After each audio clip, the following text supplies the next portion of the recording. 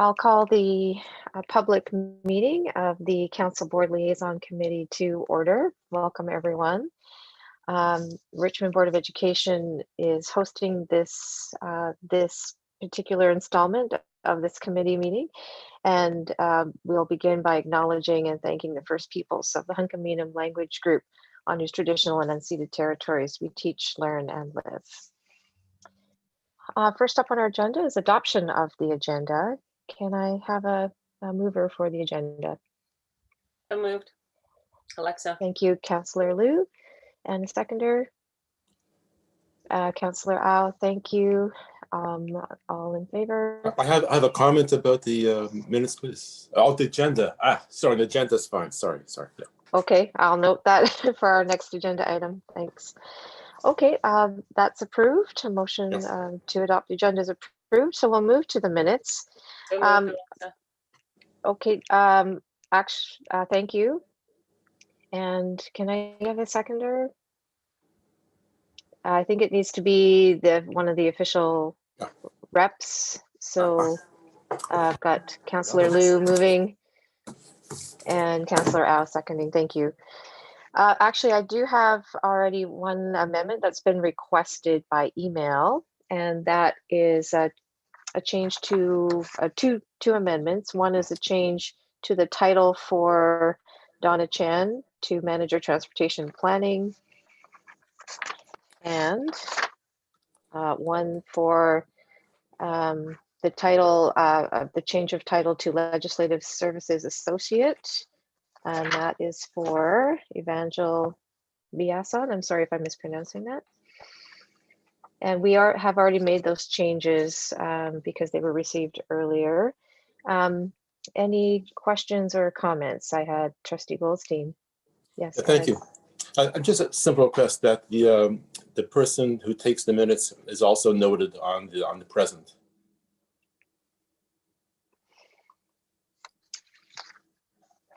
Okay.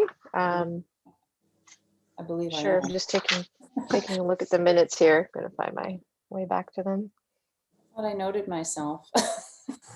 I'll just put maybe on the title. I can put recording secretary on. Yeah, something like that. Sure, that'd be great. Thank you. Okay, we'll do.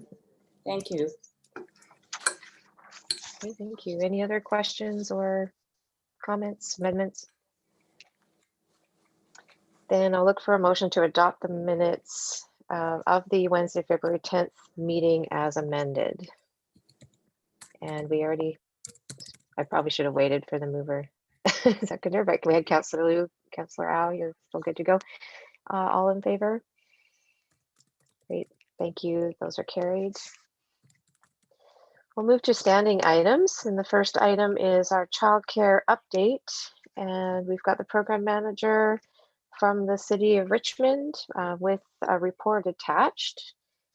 Perhaps I'll ask is that Chris Duggan, if you would like to speak to your report. Thank you, Madam Chair. I've put together a very brief presentation as the report is fairly lengthy, and so thought it would be helpful to just provide us a short slide deck to share some of the details. So I'll just share my screen. Thank you for having me today to talk about the 2021 to 2031 Childcare Action Plan. This has been an interesting piece of work that the city has recently completed.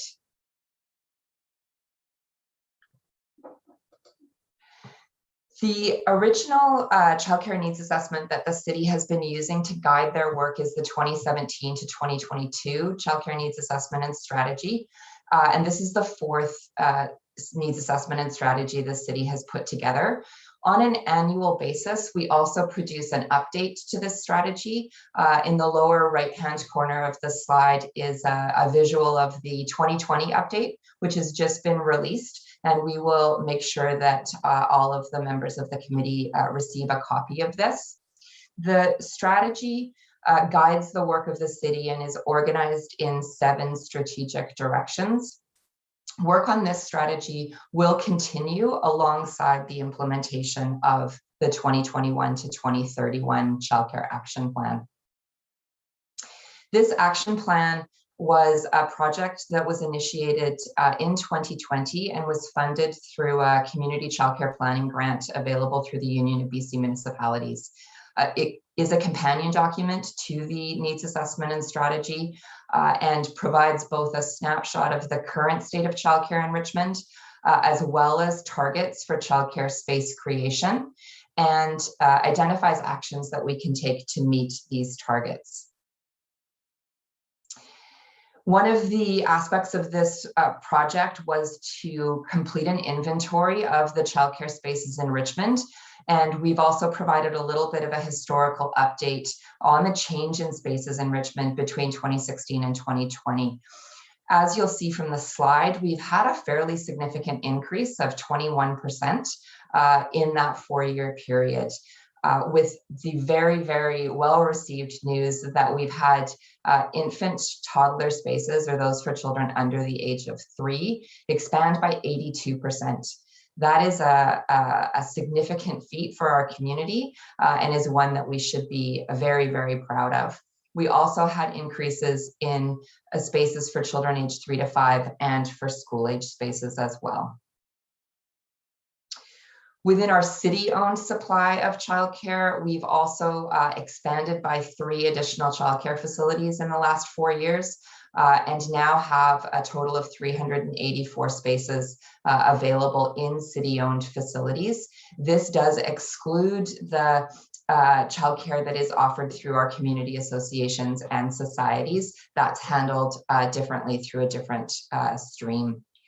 We also have 3 additional facilities in development, 1 new childcare facility and 2 early childhood development hubs, which will provide another 201 spaces of licensed childcare. The city-owned spaces represent about 5% of the total childcare provision in Richmond. Overall in Richmond, in comparison to other communities, we are doing fairly well, although these numbers may feel small. We currently have 30 childcare spaces per 100 children for children birth to 12. And then each of the 3 main license categories is also identified separately, with spaces for school-age care currently being the highest priority and the lowest availability across the age groups.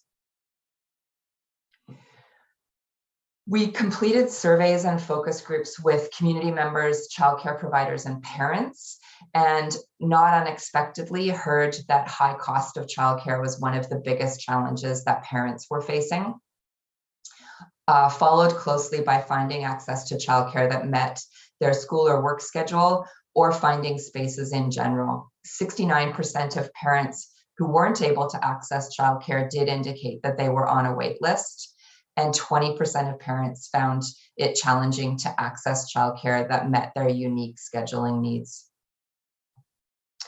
Childcare providers' issues and concerns were primarily related to staffing. 64% of childcare operators identified that recruiting and retaining qualified staff was the primary barrier to creating additional childcare spaces. So this feedback was a feedback that was taken into consideration in both setting our targets and making sure that we had actions that would address this. We also found some unique types of care that we do not have or do not have in sufficient supply in Richmond. Currently, we have no licensed childcare centers that offer extended hours outside the typical hours of 7 a.m. to 7 p.m. And we have no childcare centers in Richmond that currently offer overnight care for employees that may be working in sectors where they are required to do overnight shifts. Flexible licensed care for parents who worked part-time or who work shift work where their schedule changes on a regular basis is also an area that is lacking in Richmond. We heard from people that there was an insufficient supply of childcare spaces located either in schools or on school property. Although we know that there are many spaces on school property, the feedback was that we still needed more, and that there were more opportunities for expanded childcare programs co-located with other community services. And as you'll see in the table at the bottom, the community identified that it was a high priority to co-locate childcare with schools and community centers. The childcare targets that have been identified in this plan include a net increase of 3,741 spaces by 2031. This would bring us to 25 spaces per 100 children under 36 months, 55 spaces per 100 children aged 30 months to school age, and 25 spaces per 100 school age children. As well, priorities have been identified for childcare for school age children that is either on site or within walking distance of elementary schools. And 3 areas of flexible licensed care, including overnight care, have also been identified as priorities in these targets. Actions have been identified within the plan. There are 35 of those actions for the city to work on over the next 10 years in partnership with other members of our community. And they're organized into 4 pillars. So the first pillar is commitment to childcare, making sure that the city and our partners are thinking about childcare as we move forward and are advocating with senior levels of government and other potential funders for childcare to make sure that we have the spaces available to our community that we need. There are obviously a number of actions related to childcare space creation. And then the third pillar is really in response a little bit to some of the feedback that we've had from operators in relation to the COVID-19 pandemic, and very clearly trying to address some of the challenges that operators are facing with regards to staffing, that sector quality and sustainability needs to be a strong foundation of any childcare creation plan that the city moves forward with. To simply create more spaces is not going to meet the overall developmental and learning needs of young children in our community. And so there are some specific actions about ensuring that the sector is stable, sustainable, and is providing quality care for children and their families. And finally, the fourth pillar is evaluation and monitoring. And this will include both evaluation and monitoring of the work that is undertaken, as well as evaluation and monitoring of the impacts of the COVID-19 pandemic on the childcare sector, and specifically on childcare in Richmond. We were very pleased that City Council adopted the plan on Monday night at the recent council meeting, and we will now begin distribution of the plan as well as implementation. As I mentioned, this will proceed alongside the other actions in the existing 2017 to 2022 childcare needs assessment and strategy. And we will continue to work collaboratively with the school district, Vancouver Coastal Health, and members of our community to further develop additional childcare spaces for families in Richmond. And that brings me to the end of the presentation, and I'm happy to answer any questions that you have. Thanks very much for that report. I'm just wondering if we have our Executive Director of Facilities Planning with us this morning, Mr. Frank Geyer, and I'm wondering, Frank, if you would like to just say a couple words about sort of the progress that the district is making with regards to childcare and some of the funding we've been able to access, just as some additional background before we move to questions. Thank you, Trustee Nixon. Yeah, so we've been working closely with the city. We read through Ms. Duggan's report, and which is very thorough, very well put together, and tells a very interesting story of what's happening within the city. So what we're doing with the school district, so I think I reported out previously that so far we've been able to secure funding for a new child care facility as part of the FA Tomset Elementary seismic upgrade project. So we're going to be providing 42 seats for preschool age, as well as before and after school. And where we've selected the operator, it's the Steveston Society. I can't remember the full name right now, but we have contracted with a nonprofit who will be operating the facility. We're under construction, or we're just waiting for the building permit right now from the city, and then start construction. And we are aiming to complete work in January 2022 and start operation at that point. So we did get new childcare spaces funding for that from the province. We made an application for, I believe it's 32 spaces, I believe, at Robert J. Tate Elementary, where we just recently completed the seismic upgrade, and we're going to be we're looking to convert 2 rooms into permanent childcare spaces. Again, looking at before and after, as well as preschool age. And part of that project involves a development of an outdoor play area, a pretty extensive outdoor play area that exceeds licensing requirements. And we're just waiting for final approval of the rapid childcare space funding from the province for that. What planning is doing, or what facilities planning is doing within the school district, we are looking at every opportunity to possibly expand space. So beyond what we used to do, and really in the past, childcare was provided in our schools by as a means of revenue generation when we had vacant classrooms. And so at least we can cover the cost of heat, light, and cleaning. Obviously, that's changed. The provision of childcare is now a much more important responsibility for a school district. We've been seeing legislation come down, amendments to the School Act, ministerial orders, and we're responding through looking at where else can we look at establishing spaces. And one of the things we're looking at right now, for instance, is where we're doing seismic upgrades, and we're putting up temporary portables for temporary accommodation to relocate classes in and out during the course of a seismic upgrade. When those portables leave and go to the next project, what happens to that big gravel pad left behind? Well, one of the things that planning is looking at right now is working with MCFD and the Ministry of Education to see whether or not we've already got the geotechnical work done, we've got the structural work done for a foundation.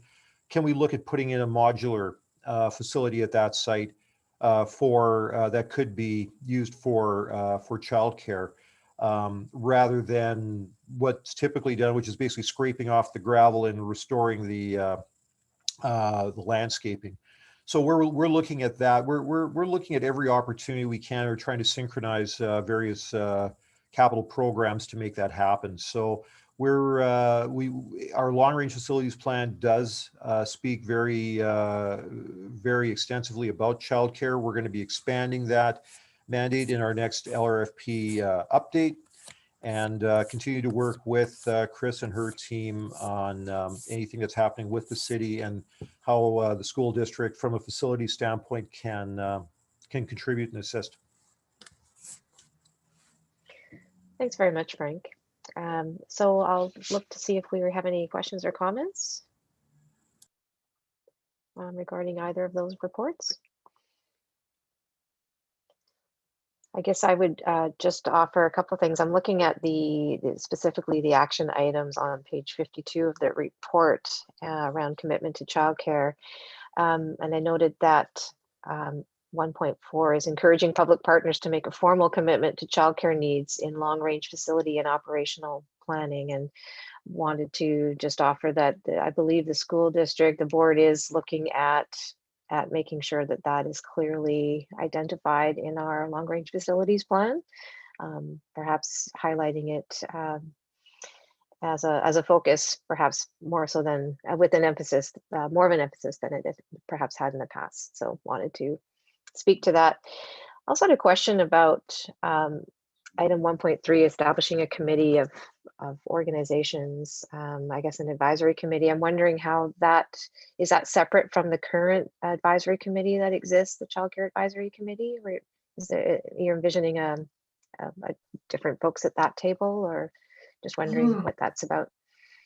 To the chair, the current Childcare Development Advisory Committee has a representative of the Richmond School Board on it, one representative of Richmond City Council, and then a variety of community members. So some of those are childcare providers and some of those are parents or interested community members.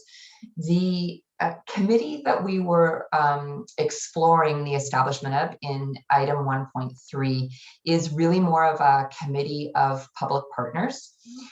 So looking at those provincially funded organizations where the greatest opportunity is becoming available through provincial funding. So what initially happened when the province first brought out the Childcare BC New Spaces funding was that funding program was primarily open to anyone who wanted to create new childcare spaces. The dollar values differed depending on whether you were a private organization, a not-for-profit organization, or a public entity.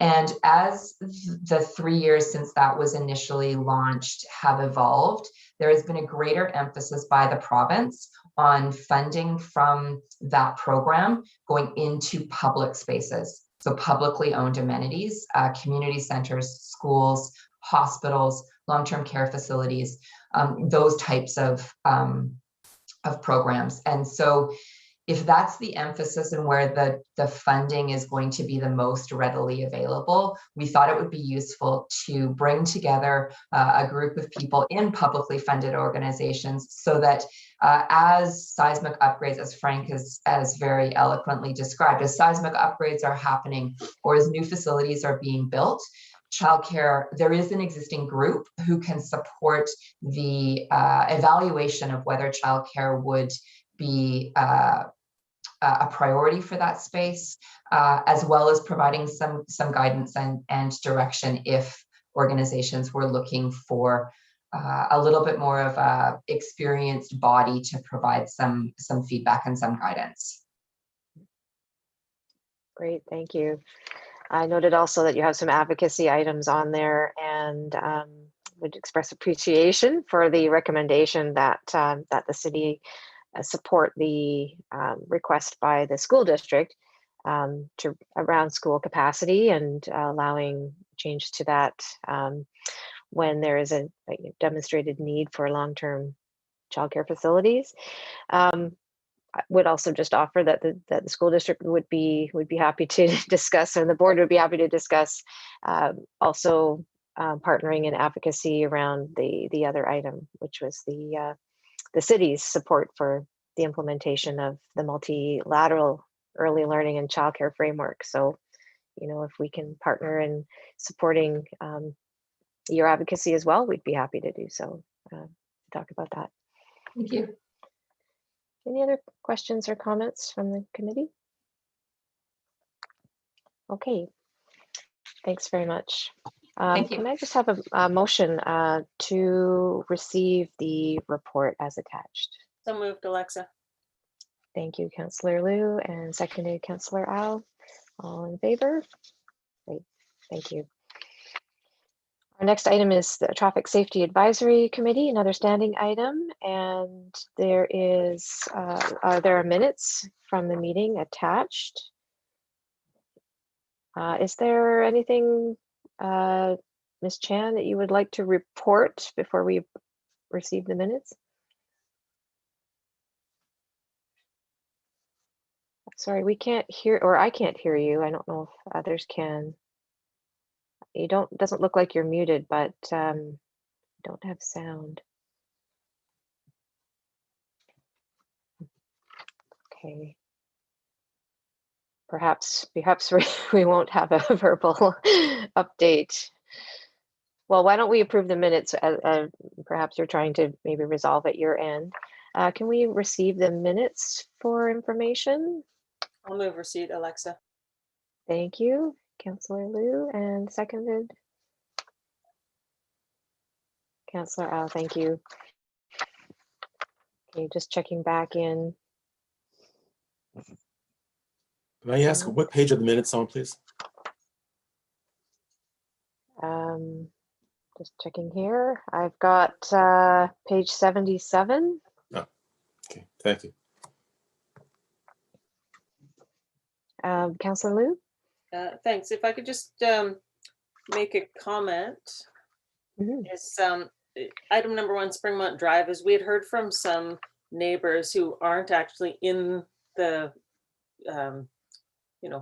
SD 38 school system. So their kids attend different schools, but they live on the opposite side of the park and they're noticing a lot of traffic. And further on, you'll notice a similar thing with the Fundy Drive coming down further on the list, is that we've got the back sides of some of the parks having a lot of extra traffic that they're not used to. And so people are coming to council now because of that. So, normally the PACs and the school board and the principal all work together to deal with the traffic in front of their school. And I think a lot of them are starting to notice extra pickups happening at various different places elsewhere. And so certainly council is interested in making sure that we're setting up good traffic calming on the far sides of the school and the other sides of the park. So this ties into our parks essentially and community safety, but certainly we want to make sure that the school board is aware of the work that we're also doing to keep everybody safe. And then if they have comments on what should be happening on the other side of the park or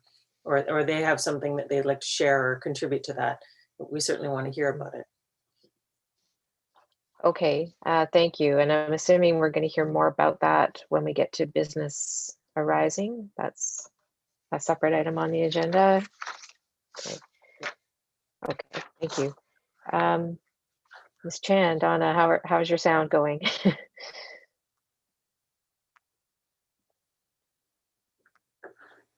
Okay, we still can't hear you, so I apologize for that. And perhaps if we can get it resolved, I see you've got in a couple of items, several items on the agenda, so hopefully we can get it resolved. Sandra, excuse me, through the chair. I'm going to send another invite that maybe Ms. Chan can log on through and see if that helps. All right. Okay. Thanks very much, Catherine. So perhaps we'll hope that we can get an update as we move down to those other items following. So why don't we, if there are no other questions about the minutes or comments about the minutes there, we'll move to the Joint City and District Program Committee. And there are also minutes from that attached. Any questions or comments on those minutes? We have to have a motion to receive those minutes for information. Move receipt, Alexa. Thank you. And Councillor Au seconding. All in favor? Not seeing anyone opposed. Those are received. Okay, so now we're to business arising and new business, and the crosswalk on Springmont Drive is our next item. But perhaps we can you hear me? Yes, Oh. we can. Great. Okay. Okay. Perfect timing. Sorry. Yeah. Thank goodness for iPhones. Sorry, I had a new laptop. I even checked with IT this morning, but something went wrong. My apologies. No, I'm just glad you're able to connect. These things happen and sometimes they're completely unexplainable. So would you like to speak to this item, Donna? Yes. The crosswalk on Springmont, or to the previous Safety Advisory Committee if there was something that you had wanted to update us on? The previous one, no, I which is going to summarize some of the things that were already in the minutes. For the Springmont Drive, I'll just give you a bit of background. An initial request was made in the summer by a resident for a crosswalk to cross Springmont Drive mid-block near Manoa Steve's School. Typically, a warrant survey is done to justify implementing crosswalks. So a survey was done when school was back in session in September. The findings indicated that a very low volume of pedestrians crossed that day, and staff determined that the warrant was not met. The resident again raised the request at the March 16th Public Works and Transportation Committee, and committee members suggested bringing this back forward to this committee. It was discussed at the recent TSAT meeting and staff are currently assessing. Okay, thank you. Donna, and if I might, I'm Lloyd B., Director of Transportation at the City of Richmond. And, just this is an interesting one, right? Because we definitely have an entrance to the park that seems to just come out mid-block. And, when we first look at it, it looks like a pretty good spot for a crosswalk. And I guess one of the challenges, though, I know the proponent, when he came to committee, had indicated that it's just a bit of paint. And if that were the case, that would be kind of a no-brainer, to be honest. But I know through the review that we've done so far that actually it requires a street lighting change as well. And this is has a considerable expense attached to it. We've gotten an estimate from our engineering department of about $40,000 to install streetlights at this location. So we're doing, Bill Dollywell can expand on this if he likes, but we're doing additional studies to see, in an extended period, how many people would like to cross here and what the traffic volumes actually are. I actually went out there on a sunny Friday a few weeks ago, and to me personally, it didn't seem like the traffic volumes were high, but the study will kind of show us that, and then we'll have a difficult decision to make, right? Basically because the street lighting is quite expensive, and there is a corner where it has appropriate street lighting within 50 to 75 meters, I think. So that's something that we'll bring forward at another date. I don't know if there's any questions about this that we can address right now, if anyone has them. Okay, just checking, Councillor Liu, you mentioned that your perception was that there weren't concerns raised by members of the school community, that these were not members of the school community, but users of the park. Is that where the concerns Users of the coming park, from? they were parents of school-aged children and such, but not kids from that specific school. And that's why they weren't going through the pack, and that's why you guys hadn't heard about it first. So I think that's kind of the key piece here, right? Is that we have a lot of extra users in our community and kids coming cross boundary and everything else, and they're certainly not engaged with their pack for whatever, because they're not going to that school sometimes. So. Right. Okay. Well, we've got representatives on the Traffic Safety Advisory Committee, staff, and so you're in dialogue, but we appreciate the heads up that this is an issue that's come to light that potentially affects one of our schools. Any other comments from trustees or councillors? Okay. Thank you. Appreciate the information in the background. And we'll look forward to seeing any possible future updates.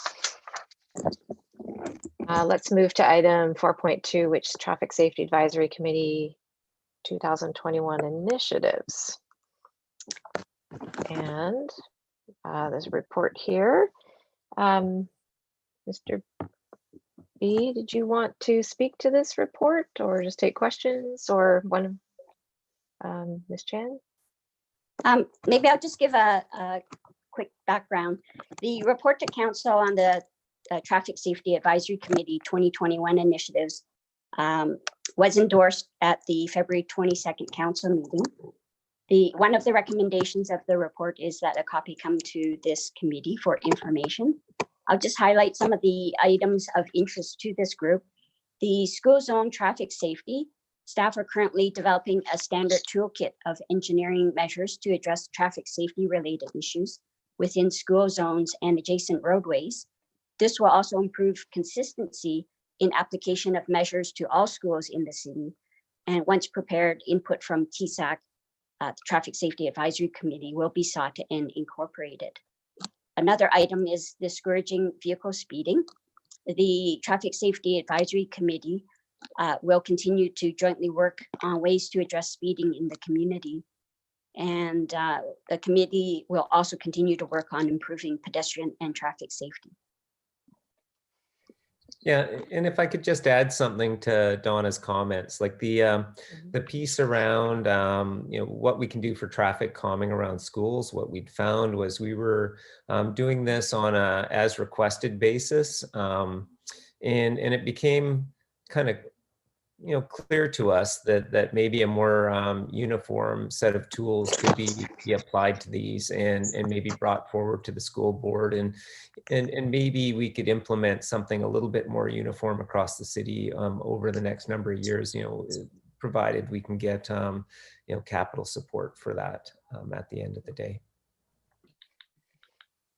Great, thank you. So it sounds like these were well received, some of the traffic and speed calming measures, and so there's interest in having this as a more consistent approach across the city.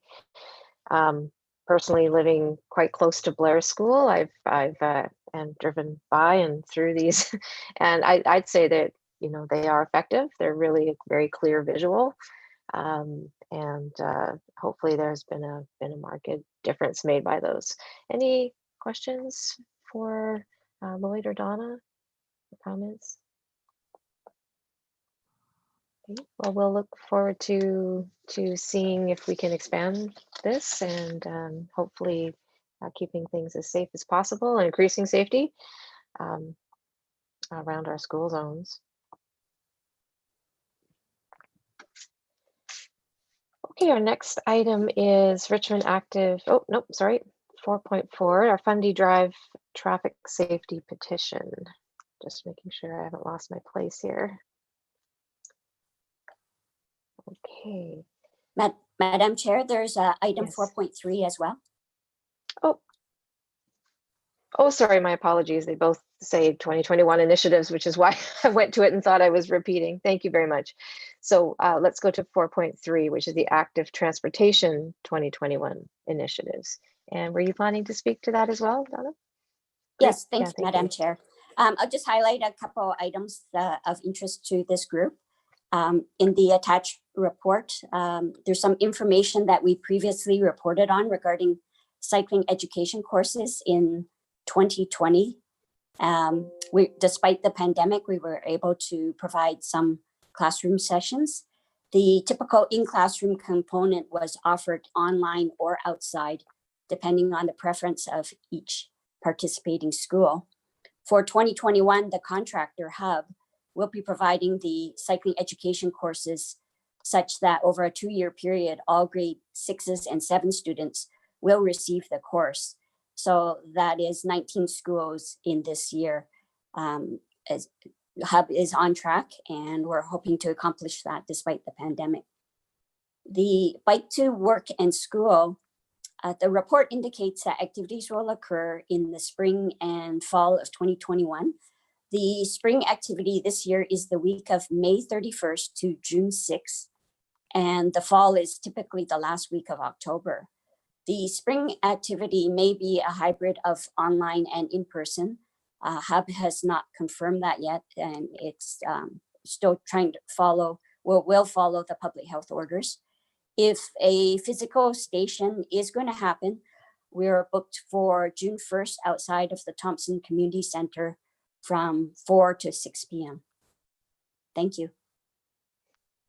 Great, thank you very much for that update. I know we've been getting updates on that, and it's a great program. Glad it's going forward and that we're continuing to be flexible and adaptable to continue to be able to offer it.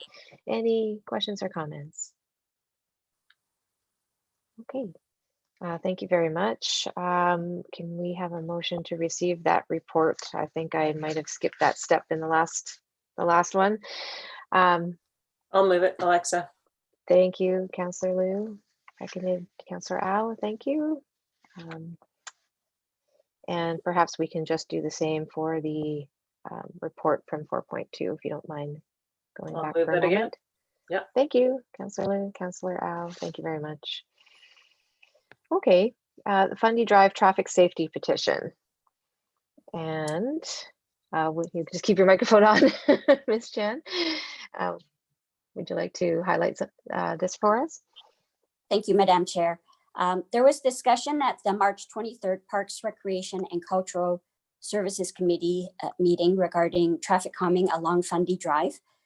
The request at that meeting was to add it to this committee's meeting agenda. Just a bit of background, the neighborhood petition, a neighborhood petition, which is included in this agenda package, was signed by a number of residents in the area to put in speed humps for a section behind Diefenbaker Elementary School. And that's the area just east of number 1 road between Williams and Stevenson Highway. A referral was made and was endorsed at the April 12th council meeting to implement traffic calming and stop signs on Pugwash and work with the neighborhood to implement further traffic calming measures adjacent to the park. I've been informed by our our supervisor of traffic operations that the stop signs were installed yesterday, including the stop bars. The crosswalk, speed humps and other traffic calming measures are under review pending consultation with the neighborhood. The impacted residents will be invited to an online virtual session with staff to discuss the issues and concerns and potential traffic calming options. A letter of invitation to the online event is being sent out over the next week. And the session is planned for early May. The relevant traffic data is being collected in the meantime, which will be presented in the virtual session. Yeah, and if I can just add to that a little bit, Donna, like the virtual session with the neighborhood is scheduled for May 5th at this point in time. So we're really looking forward to that. Things like speed humps and stuff like that are not too big a deal for us to do if the neighborhood wants them, and it looks like they do. So I suspect that'll be successful. One of the things I note in the petition is that they feel that the speed limit in their neighborhood is 30 kilometers an hour, and it's not. It's actually 50 kilometers an hour.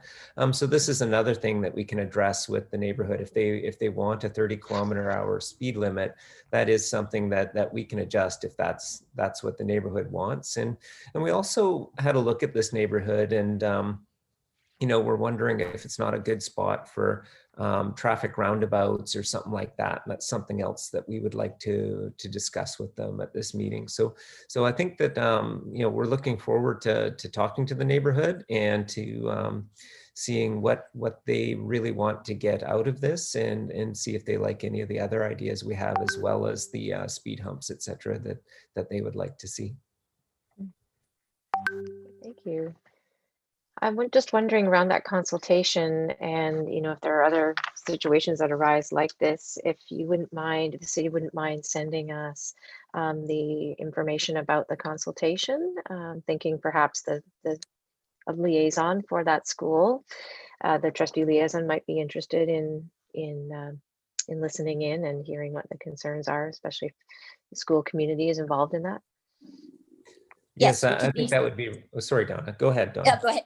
Oh, I was just going to say, sorry, Lloyd, that yes, we can include the principal, who is the typical contact for schools. Okay, yeah, thank you. That would be helpful. Thanks. Okay, thank you. Any other questions?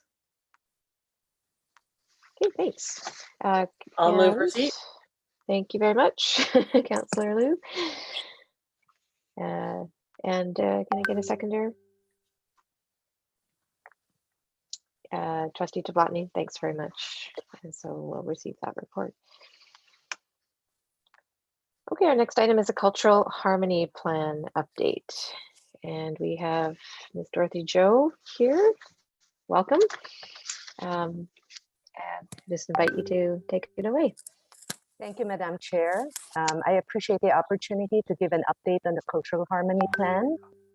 The Cultural Harmony Plan was adopted by City Council in November of 2019 in response to Richmond's growing cultural and ethnic diversity, and really a need in the city for an approach to strengthen intercultural connections among Richmond residents, remove barriers to participation, and provide programs and services that address the needs for of the city's diverse population.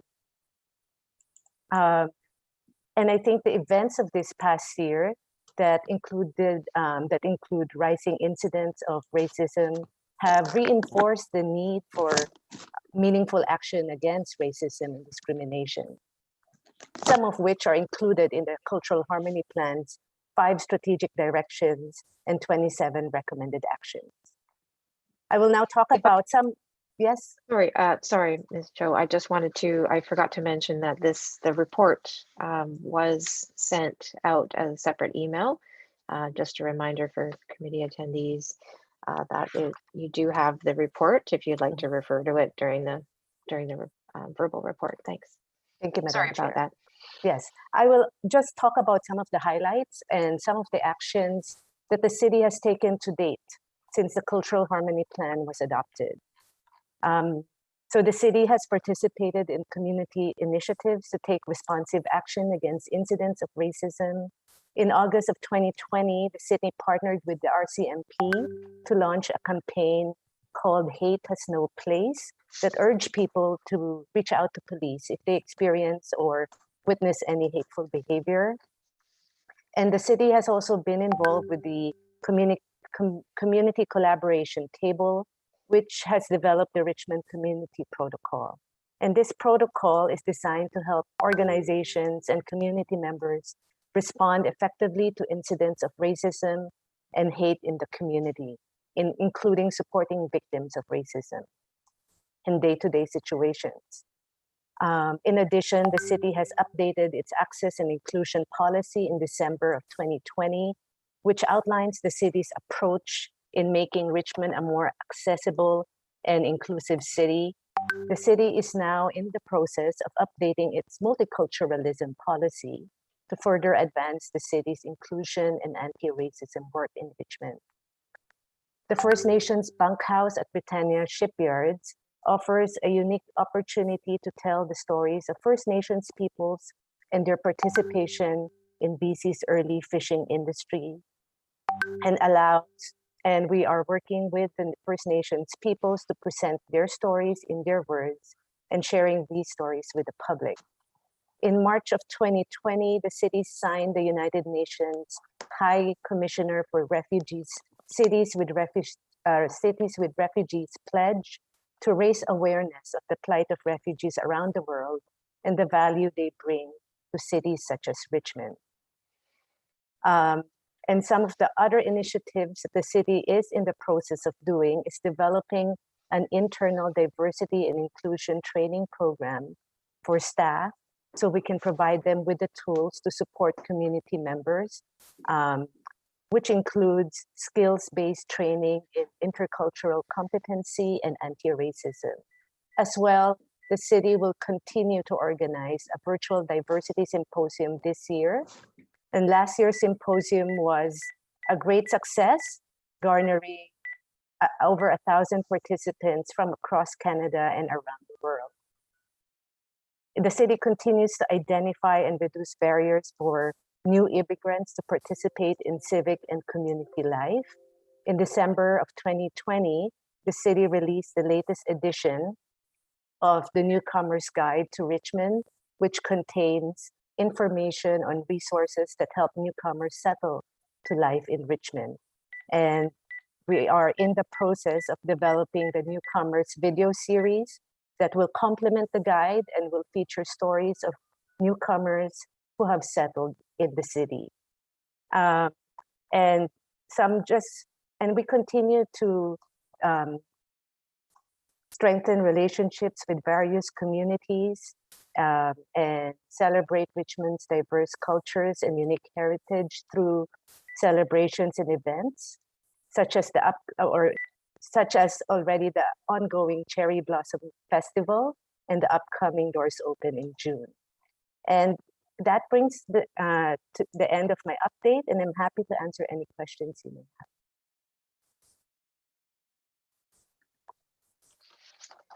Thank you, Dorothy. I see a question from Trustee Goldstein. Yeah, hi, thank you very much. I'm just wondering if there is one or two issues in particular that you feel are hampering cultural harmony or inclusion of newcomers, what would be the one or two main things that you find are a barrier? Thank you, Trustee Goldstein. Through the Madam Chair. One of the two issues that we have come across in our research as well as in public consultation, I think one of them is just the lack of sometimes information or access to information, or maybe just for newcomers, they may not know the resources that are available, or they may not feel that these public facilities or programs are for them. And so there is a need to reach out to them to let them know that they are part of the community. These resources and programs are intended for them, and so just identifying and reducing the barriers that face newcomers in the city. So that's one. And of course, the second one, I think we find that there's also, I think we do identify the need to equip our staff to have the skills to deal with people from different backgrounds, to make them feel welcome and included in our facilities and in our programs as well. I see. Thank you very much.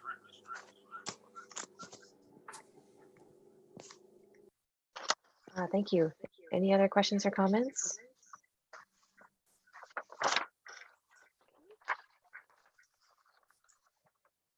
And we'll consider the cultural harmony plan as an attachment to this agenda. So just a motion to receive that plan as for information. I'll move that. It's Alexa. Thank you, Councillor Liu. And seconded, I see Councillor Au. Thank you very much. Okay, we'll move to our item 4.6, which is SOGI committee. This is the school district's sexual orientation, gender identity committee. And we thought we would bring you an update on the work of that committee. And our superintendent, Scott Robinson, is here to give that update. Welcome, Scott. Great, yeah, thanks very much, Chairperson, and good morning, everybody. I am having some issues with screen sharing here, so my exec assistant, Helen, is doing this remotely, and we'll do our best to have a nice, smooth transition here. So I'm very pleased to be able to share our progress around the SOGI policy implementation. Helen, if you can go ahead and advance to the next slide, please. There we go. Thank you. So the board's strategic plan includes a strategic priority area that's dedicated completely to equity and inclusion. So there's two goals within that area. The first is that district learning environments are equitable and inclusive. And then the second is that the district actively addresses a number of factors related to discrimination and marginalization. And there's a long list of people included in that list. Included, though, are sexual orientation and gender identity, which are both named explicitly in that goal. So the district's work on SOGI is very much seated within both of those goals. You can go ahead and advance. Thanks, Helen. So when the board passed the SOGI policy, an advisory committee was formed, and that committee has responsibility for the implementation of the policy. The committee is made up both internal stakeholder representatives. We've got from all our employee groups, as well as parents and trustees. We also have representatives from our community partner groups, including the City of Richmond. We're very, very grateful to have Dorothy Joe on the committee, and I think it's been very, very helpful to have our community reps from the city, Richmond RCMP, VCH, et cetera. We know that our work isn't limited to the school district, and what it's allowing us to do really is integrate our work to provide a much more seamless approach to supporting kids and families. So we're grateful for the opportunity to work with folks from other organizations in the community. Go ahead, Helen, thank you. So the committee also includes several students, and that again relates back to a different strategic plan goal that our students' voices and perspectives are valued, encouraged, and embedded. I have to say that when the board was initially dealing with the idea or prospect of a policy, the students were the impetus for the development at that time, and they are having a significant influence over its implementation. What they're able to do, what we encourage them to do, is share their experiences and perspectives. And that's been very, very helpful, I think, in terms of guiding our thinking. So what we're doing now actually is in the process of setting up a parallel student advisory committee that will work alongside us, not only to guide us, but in some ways direct our work. So we're really, really grateful to have the voices of the kids at the table. If you could advance, Helen, thank you. So the committee has developed 4 goal areas in its implementation plan, and each goal area has a subcommittee that has representation from the different groups, including students. Within the plan itself, there are over 20 objectives and actually over 100 specific actions being worked on today. So obviously I'm not going to go into every detail today. I'm just going to provide a summary of some highlights. I will point out that every June I do provide a fairly fulsome report back to the board that is much more inclusive of everything that's going on. And that's a public report that will be obviously available for folks who have a greater level of interest. So I'll speak to goal 1 first of all, which is that students and staff who identify as LGBTQ2+ will feel safe, supported, valued, and included in their classrooms and schools.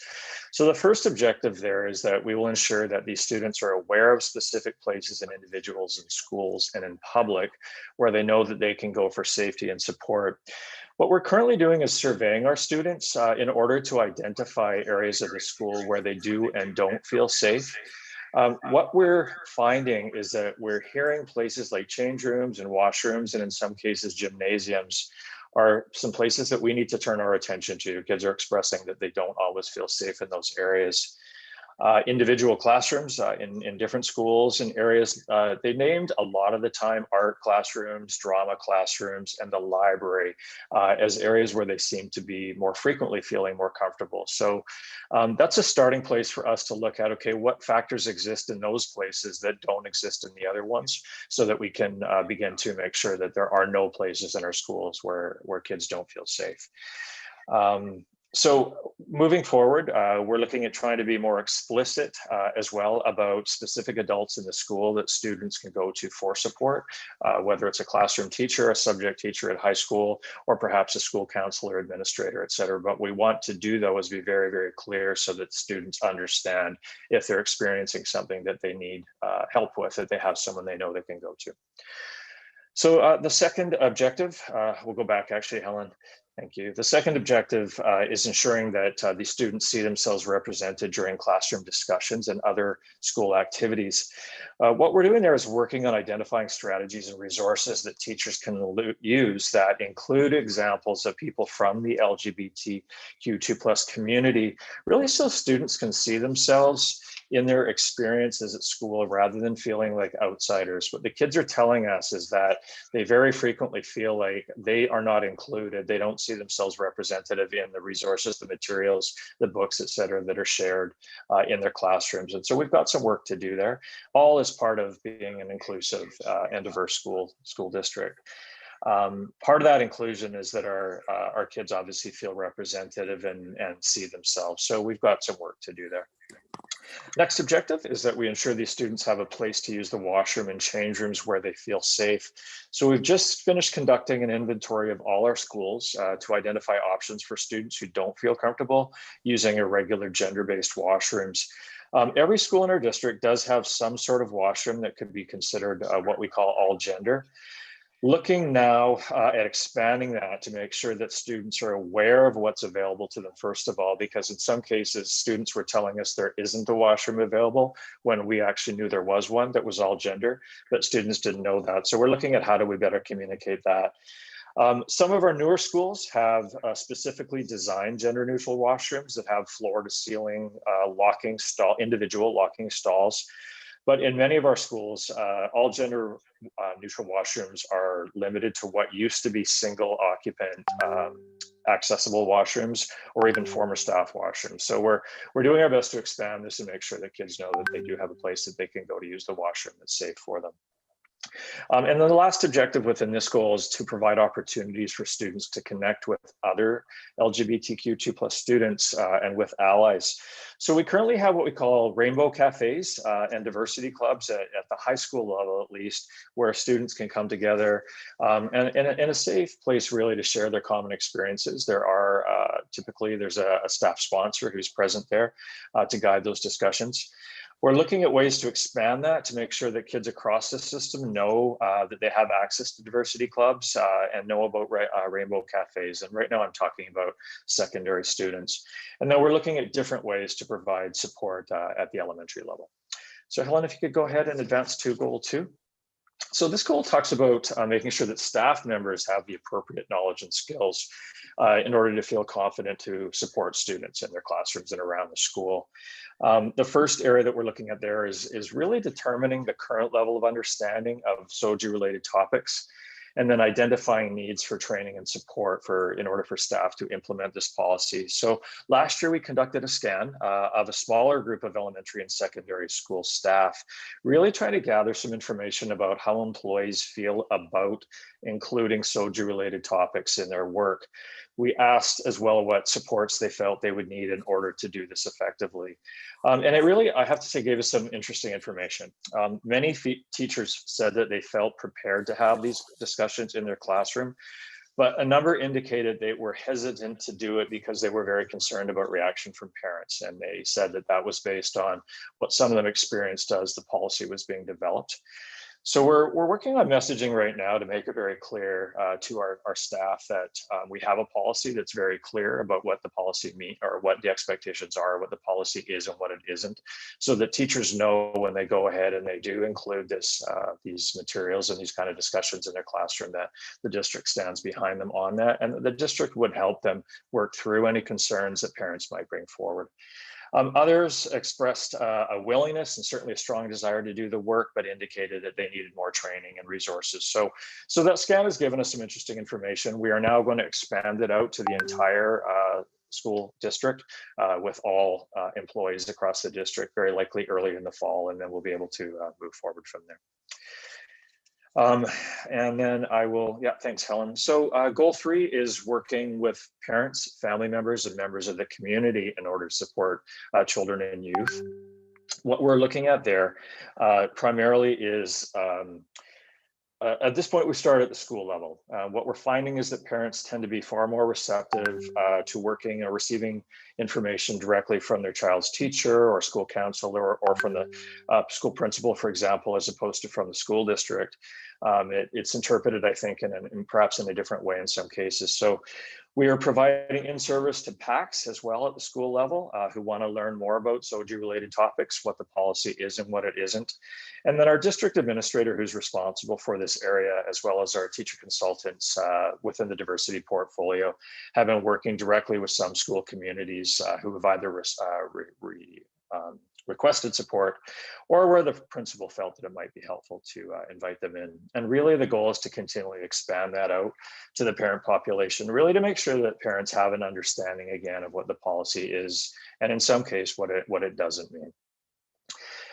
We occasionally are still having some resistance from individual families whose beliefs do not align with what the policy says.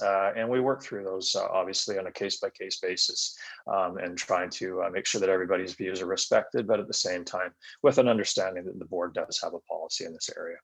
And then finally, the other objective in this area is that we're providing direct support for parents and family members of these students. And so far, that focus has been mainly on working directly with children and families who may have a child who's part of this community. And that support often takes a wraparound approach where we have district staff working directly with school counselors, teachers, administrators to support children and families. And then finally, the last goal area, Helen, if you want to move ahead, thank you, is to make sure that we're communicating effectively among student, staff, families, and partner groups. And I would say that we're in the very early stages of this particular goal. It's sort of following the work of the first 3 goals. We've begun a quarterly employee newsletter that all staff receive, and that includes a variety of SOGI-related resources, links, etc. And we're turning our minds now to parents and families, really trying to identify the best way to communicate about these topics in a supportive way to our families across the district. And that is it for the goals. As I said, we are, so I think we've managed to achieve a fair amount. There's a long way to go, however, and the way we're looking at this, I think, is sort of a parallel to our anti-racism work, that it's important that we bring everybody along in a way that is comfortable, but at the same time helps them understand that the district through the board has very clear expectations through its policy. So, Chairperson, I'm happy to respond to any questions if folks have any. Thanks very much, Scott. I'm wondering if there are any questions. I don't see any hands up. Councillor Liu, go ahead. Sorry, my printer has suddenly gone nuts on me. It's calibrating or something. I just wanted to say thank you for that. And just as a reminder, when it comes out, the report to the board, if you can copy that to council or send or refer it to council liaison or something, just so that we're apprised of what you're doing, because we're really interested in this. Obviously, I think it's an important initiative, what you've done. And we know that there was a lot of concern around it when it did come. And I think it's important to understand what's come out of it and what projects, processes, programs have happened. And if there's then any measurement of that from the kids or what have you. So I think just so we know, right? Just like we've CC'd you on a whole bunch of other things so that you know what's going on with what's happening on the city side of things. I think it's good to have both sides of it so that we're not doing two of almost the same thing in parallel or what have you, right? So I think the more we understand what the other is doing is better. Thanks. Sorry about whatever's happening here. Yeah, for sure. Thanks. We'll make a note. That's an annual report. So when the board receives it, we'll forward it on to this group. Great. Any other comments, questions? Okay. Thanks very much. Yes, thank you. A seconder for that. Thank you, Councillor Au. That's receipt of the verbal. Actually, we've got I'm wondering if those slides can be sent out to the committee. Certainly. Great. Yeah. Thank you. Okay. We have a final item, and I just wanted to mention too that item 3.3, the program committee, Joint City and District Program Committee. We may have received the minutes, but I believe I skipped asking staff if they had an update or taking questions. There's quite a bit in those minutes, and there might have been questions. So my apologies for that. And if the committee would like, we could go back to that after we finish this last new business item. So we'll move to the Diversity and Anti-Racism Working Group. And again, that is a working group of the school district. And our Assistant Superintendent, Crystal Brodigan, is facilitating that work. And she's here to provide an update. Welcome, Crystal. Thank you, Chairperson Nixon, and good morning, everyone. Thank you for the opportunity to provide a verbal update on the Diversity and Anti-Racism Working Group. I thought I'd give a bit of background information and some updates on where we are in our process currently. At the June 10th, 2020 meeting of the Board of Education, the board approved this motion, which is that the Board of Education form a Diversity and Anti-Racism Working Group for the upcoming school year, comprised of board and district stakeholder representatives, with a mandate that includes consultation with students, staff, and other stakeholders regarding their experiences with racism in the school district, a review of what the district is currently doing with respect to educating students about various forms of racism, a review of current district policy and practices regarding incidents of racism, identification of what gaps the district needs to address regarding anti-racism education and practices, including but not limited to policy, hiring practices, staff professional development, school and district culture and educational initiatives, and advocacy regarding curriculum and other provincial initiatives, and then make recommendations to the board for further action. So as a result of this motion, the Diversity and Anti-Racism Working Group formed this fall and is comprised of members of our internal stakeholder groups, including trustees, QP and RTA representation, members from our Richmond District Parents Advisory Committee, our management organization, and executive staff. And we have been meeting regularly since November. Thus far, the discussions that we've been having directly related to diversity and anti-racism include elevating the profile of anti-racist education, how to become an anti-racist school district, and how to go about effectively consulting and reviewing according to our mandate. We've also discussed the need for teaching and learning about anti-racism for all stakeholders and how to effectively identify the gaps that exist. Also important is to broaden the scope of teaching and learning in order to embed anti-racist practices and learning about anti-racism to affect positive, enduring, and sustainable change. In order to fulfill this mandate with an objective analysis, the Diversity and Anti-Racism Working Group has sought the services of a consulting company to support in the form of an audit, consultation with students, and staff, and other stakeholders about experiences with racism, and a review of our policies and practices and what we are currently doing with respect to educating students. This consultation and review will provide us an identification of what gaps are apparent and what the main issues are that face our community and how they might be addressed. We will then review this audit and make recommendations to the board for further action. We are currently working to finalize the details of working with Bacau Consulting of Vancouver, and they will conduct an audit which will help us provide that objective view of our district policies, conduct focus groups, and gather survey data from students, staff, and parents. It is important to the district and to the working group that we work with a company that will work collaboratively with the district to provide clear and accountable audit processes, provide specific and actionable recommendations, and advice on how to sustain the work going forward. And the working group has determined that Bacau Consulting meets this criteria.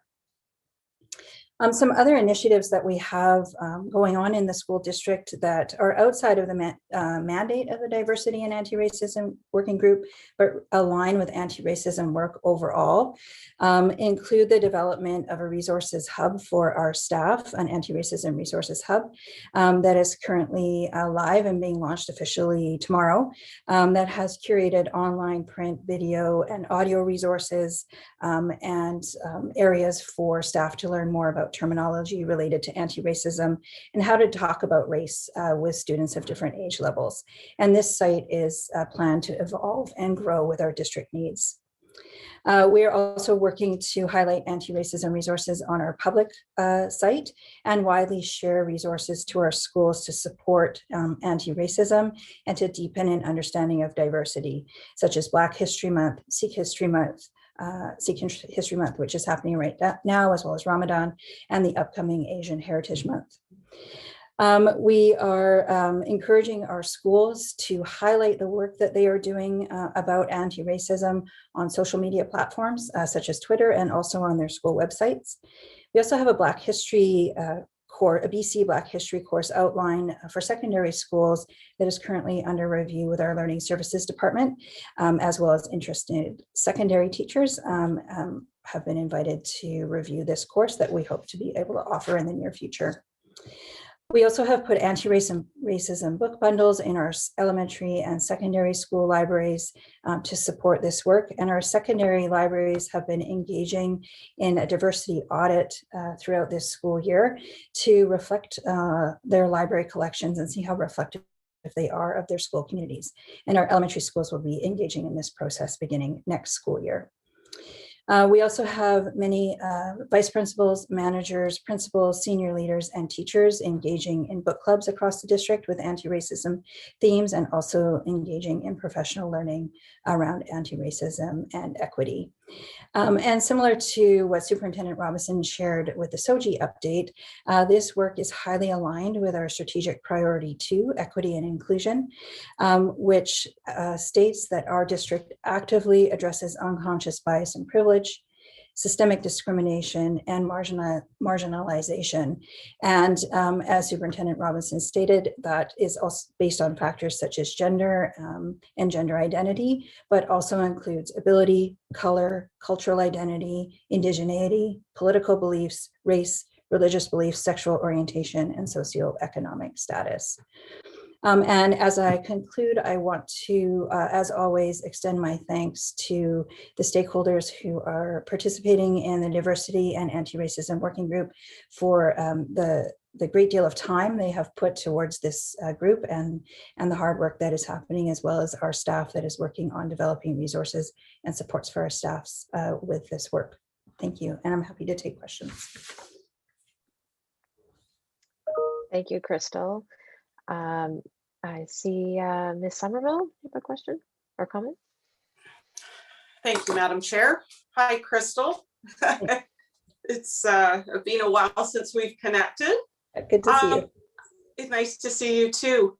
I was thinking that it would be a great opportunity for Dorothy and I to connect with you on a number of the initiatives that you're doing. So if I could give you a call offline and then arrange a meeting to discuss some of the work you're doing, that would be extremely helpful for us.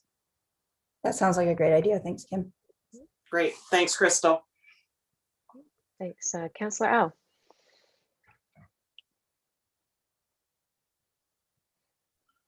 Yes, I'm interested in the audit that you mentioned. So what is the timeline and what is the expectation of the outcome? Yeah, great question. Thank you. So through the chair, we are, so as I said, we're just working on finalizing our details with Bacau Consulting, and we will do some paper or online surveys to get at the aspects of the mandate around our stakeholders' experiences with racism. And then from that data, we will, Bacau Consulting will also form focus groups to have face-to-face conversation with our stakeholder groups around some of the themes that come up in those surveys to get further details around those experiences in order to help form a report to us around what our stakeholder experiences are, along with some recommendations, which then the working group will review in order to provide recommendations to the board moving forward. We are hoping to begin the survey and focus group work this spring, and ideally, as we're working through April now in terms of drafting those questions, we're hoping to get to that work actively in May, and then ideally some of that report writing will happen through the summer while schools are not in session, so that we can get to that action phase. Okay, and I concur with Kim that perhaps we can have a better connection between the city and the school district in those efforts, trying to deal with racism in our community. So I think maybe information or resources that you can share with us, and we don't have to duplicate our efforts. Thank you. Okay, thank you. We'd love to work more closely. Councillor Liu, go ahead. Thank you. This looks like a really great initiative. I would have loved to have heard more about it earlier when you guys were first bringing it out, because I think our opportunity to get together and work together on this maybe sooner would have been even better, and we could help bring some more resources. It looks like you've done a ton of work, and not to steal your thunder at all, but certainly to work with you at this point and to make sure that we're not creating all these extra silos.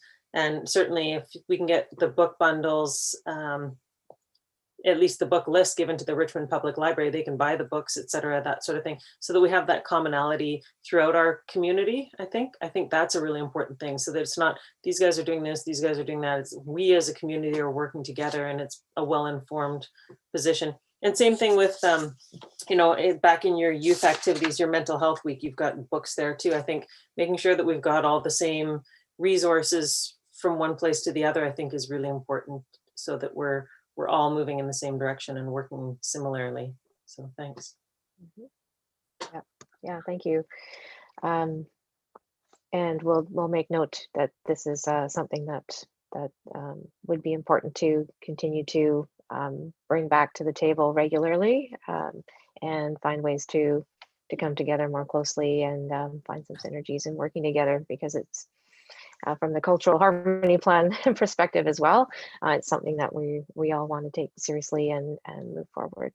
Yeah, and does it make sense for us to have like a one of the people on your stakeholder, a person on your stakeholder group, or how you see fit of our participation in this with you, I think. So. Okay, thank you. Trustee Tablotny, and you're sitting on the one of our representatives on the working group.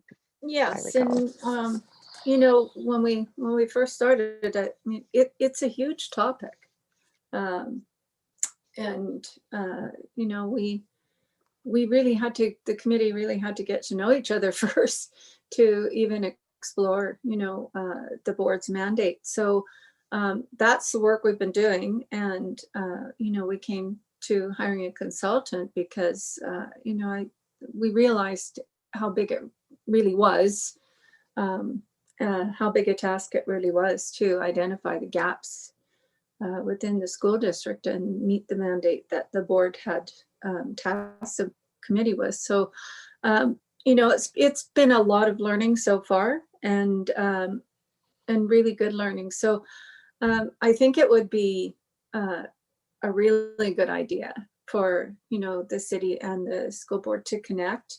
We're kind of one of the first districts to really get out of the gate on this one. And I know New West is doing some work too, and actually working with the same consultants. So there may be synergies there as well. And so, you know, it could come down to joint sessions or joint workshops or something. I mean, the possibilities are kind of endless. I know the Chamber of Commerce is also doing some of this work too. So, you know, we don't, I mean, we're kind of with our consultants inventing the process, but, you know, I think shared experiences and shared, you know, shared findings will be very helpful. So working with the city, I think, is an excellent idea. So more to come. Great. We're just getting going on this thing now. Yeah, absolutely. And I think that originally the board established the working group to really do the consultation part to make recommendations back. So it was formed as mostly an internal working group, but longer term, we may see a recommendation that we establish more of an advisory group, which then we might want to look at, right, having representation, a wider representation in the community and the city. Or perhaps it's a joint advisory committee that we could put together. Okay, Councillor Liu, you mentioned the Mental Health Week, and that just brings me to again an apology that I think we did receive the report from the joint program committee, but I believe I didn't offer staff an opportunity to speak to the report or to take questions, and there's quite a number of things in that report. So, with your indulgence, I know it's a long agenda, lots here to talk about, but wanted to just create an opportunity for anything to be highlighted and any questions. So that was back to item 3.3, and that is page 79 of your agenda if you're looking for it. Ms. Ayers, yeah, my apologies for moving us along too quickly there. Is anything you'd like to mention in the report, or any other staff like to speak to it? Thank you. I don't have anything to add or highlight, but both Rick Ryan and I are here, and we alternate chairing this program committee. So we're happy to address any questions that the committee might have. Thank you. Debbie, did you have your hand? Is your hand just still up from the previous item? Oh no, just wanted to make sure. Still up. Yeah. Thanks. Okay. Sorry. Okay. I just wanted to, I guess, I noted that in item 2, there's a real concern about high school girls, especially dropping out of sports, and just good to see that that's, I guess, been raised as a concern, and that folks are doing some thinking about how we can address that. I know that the city is really active in promoting a healthy lifestyle, and you have a lot of goals around that, and you know, we'd be obviously interested in working on strategies, especially to focus on that kind of area of concern. Thank you. Through the chair to the chair, I would note that our community wellness strategy, as well as which is co-endorsed by the school district, by Coastal Health and ourselves, the city, as well as our recreation and sports strategy, identify that we should do some focused attention on women in sport in general. From the whole age spectrum. And luckily for us, this is an area of expertise of Rick's. And so we have committed to having further conversations with the school district about how can we work more collaboratively on this area and what sort of things will make a difference. And some examples from the past have been, as I think many of you are familiar with, our grade 9 Go Day, which has been primarily focused on girls in the past, and that has been an initiative to try and get girls more involved in sports or physical activity. Of course, with COVID, that hasn't happened in this past year, and we're evaluating whether or not that's still the best way to engage with them, but it is something that we've tried as an initiative in the past. And so we want to do what is going to work and what is going to make a difference for our students and our community in general. Yeah, thank you. Ms. Somerville? Thank you, Madam Chair. We're also in the process, the city's in the process of creating a 10-year youth strategy. There is representation from the school district on this committee, but I will take this information back to Chris and ensure that she's aware. So Chris Duggan, who was presenting on childcare, youth falls under her area of expertise now. We're also in the process of hiring the program lead for youth. So that is a position that will help kind of guide our youth area and respond to the strategy. So once that person is hired, we will bring that person to this committee to introduce them and ensure that that connection continues with the school district in ensuring that we're working together to support and provide to youth in our community. Great, thank you. I just noticed in the update on the youth initiatives that some of our youth coordinators are offering K-pop dance, and as a parent of a teenage daughter who is really into K-pop, I'd say that's getting pretty creative, but probably hitting the nail on the head for some in terms of managing to garner interest. So I'm glad to see folks getting creative about those programs. Councillor Liu, you have another question or comment? Just more of a comment, and certainly, you know, I've been involved with Go Day. I've done a lot of work. I've advocated for, you know, increasing the child tax credit for sports to 18 because that's when girls are dropping out, is right at that 16-year-old age. But I also noticed too that mandated required grade 12 phys ed is only required by St. George's, which is a boys' private school. If you go and look on everybody else's website, everything else, they're basically telling boys to keep active, and they're not telling, and it's not being told and sold to girls the same. And I think changing that might have an impact. You know, it's you start changing your activity level, and it starts at school. I think I personally didn't even take grade 12 phys ed. Like, I've been to 2 Olympics, but I didn't go to grade 12 phys ed. So, you know, if I dropped out of that kind of stuff, what are other people doing? And I think that's a bigger picture that needs to be looked at. Yeah, thank you. I will have to touch base with the school trustees association to see, you know, where other districts are at with that, and whether that's something that's in discussion right now around any kind of advocacy around that.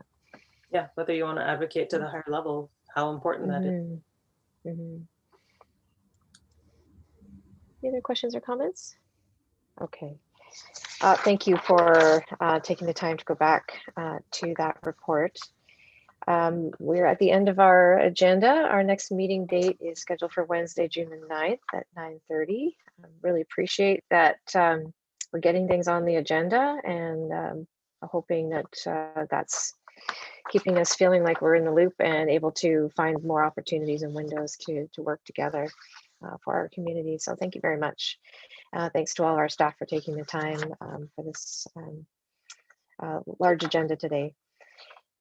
Any future agenda items, we just ask that you please, unless you have any you'd like to suggest right now, you could send those through to our recording secretary, Catherine Cleary, to the school district.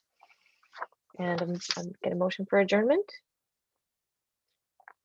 Councillor Au, thank you. Seconder, Councillor Liu, assuming all are in favor, thank you. And